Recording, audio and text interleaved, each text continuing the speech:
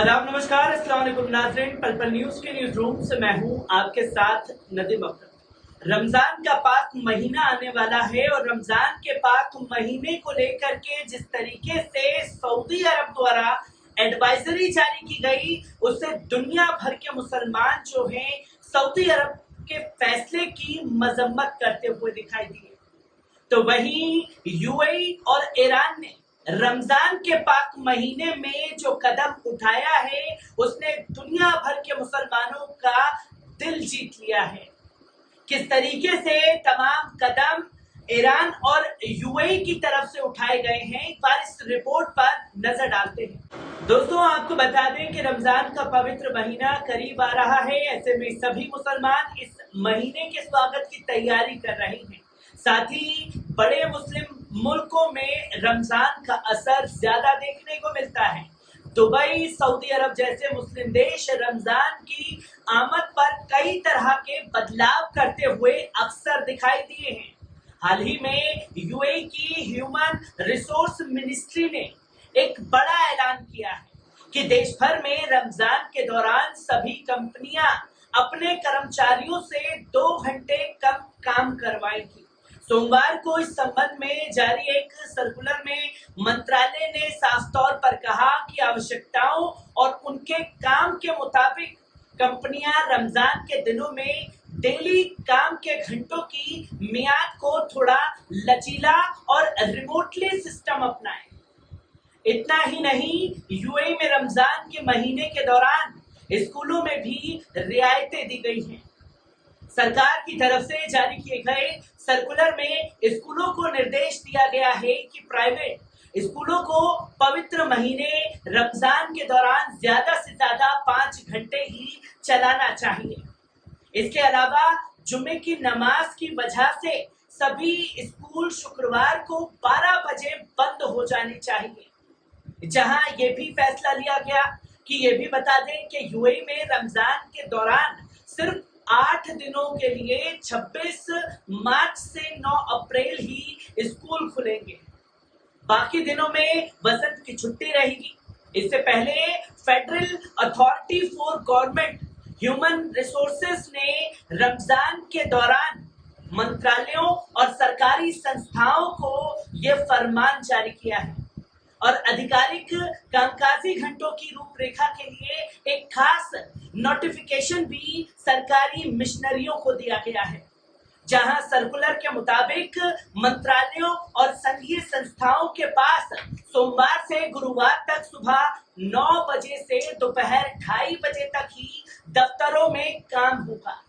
वहीं शुक्रवार को जुम्मे की नमाज की वजह से सरकारी दफ्तरों में सिर्फ 3 घंटे काम होगा।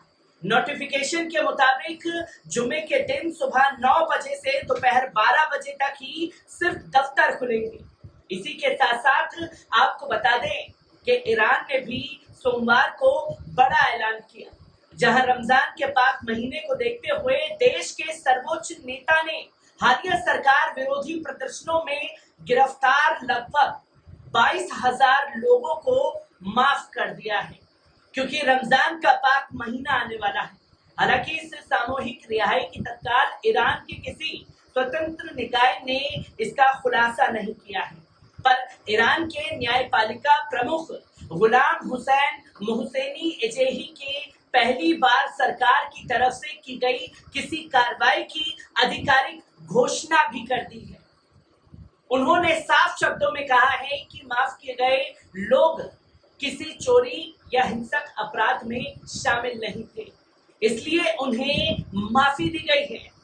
ईरानी राज्य मीडिया ने पहले इस बात की तरफ संकेत दिया था कि रमजान के पहले ईरान के सर्वोच्च नेता आयतुल्ला अली खमेनी कैदियों को क्षमा कर सकते हैं, जिसकी जानकारी पहले से दे दी गई थी। रमजान अगले हफ्ते से शुरू होने वाला है। गौरतलब है कि इससे पहले ईरान में पिछले 6 माह से यानी सितंबर में 22 वर्षीय महसा अमीनी की मौत के बाद लोग सरकार के खिलाफ सड़कों पर उतर आए थे और ईरान से पर्दा प्रथा का विरोध कर रहे थे। तो वहीं अमीनी की मौत पुलिस हिरासत में हो गई थी। जब पुलिस ने उसे सार्वजनिक स्थल पर बिना हिजाब के घूमने के इल्जाम में गिरफ्तार किया था। पिछले 6 माह से ईरान में जारी इस विरोध प्रदर्शन में अब तक 600 से ज्यादा लोग पुलिस की गोली का निशाना बने हैं, जिसके बारे में तमाम इंटरनेशनल मीडिया कहता हुआ दिखाई दिया। वहीं एजेही ने खुद स्वीकार किया है कि इसमें कुल 82,656 लोग सरकार के खिलाफ प्रदर्शन करने का आरोपों का सामना भी कर रहे हैं। इनमें से करीब 22,000 को प्रदर्शन के दौरान गिरफ्तार किया गया था। इससे पहले ईरान में मानवाधिकार कार्यकर्ताओं की तरफ से भी कई बड़ी बातें कही गई थी, जहां ये साफ तौर पर कहा गया कि विरोध प्रदर्शनों के दौरान 19,700 से अधिक लोगों को गिरफ्तार किया गया था।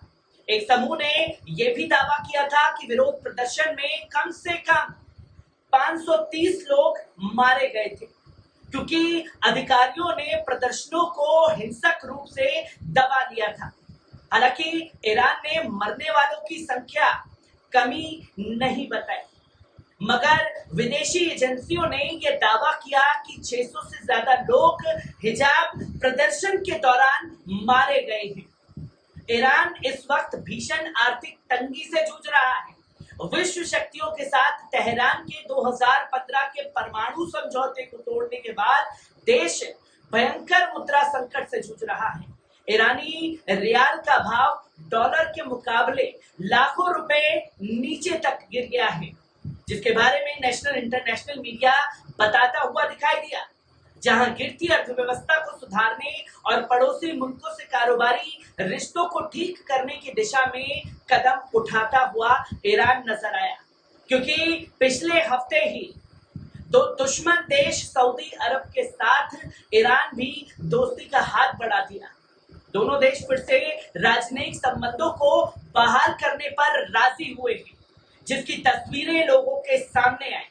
पर बात रमजान के पाक महीने की हो रही है, जहां एक तरफ सऊदी अरब के फैसले की दुनिया भर के मुसलमान मजम्मत करते हुए दिखाई दिए, तो वहीं यूएई ने जिस तरीके से रमजान के पाक महीने में अपने वर्करों के लिए कदम उठाया है, वो काबिले तारीफ कदम। तो वहीं ईरान ने जिस तरीके से रमजान के पाक महीने में जितनी माफी मांगी जाए, माफी पूरी तरीके से दी जाती है। पर यहाँ ईरान सरकार ने ये फैसला लिया और बड़े बड़े राजनेताओं ने ये फैसला लिया कि जो लोग 22,000 जिनके ऊपर जुर्म दर्ज किए गए हैं, उन 22,000 लोगों को माफ करने का काम कर दिया है। और इस फैसले ने यकीनन दुनिया भर में खलबली मचा करके रखी है। मैं ऐसी ही खबरों से आपको रूबरू कराता रहूंगा। दीजिए इजाजत, शुक्रिया।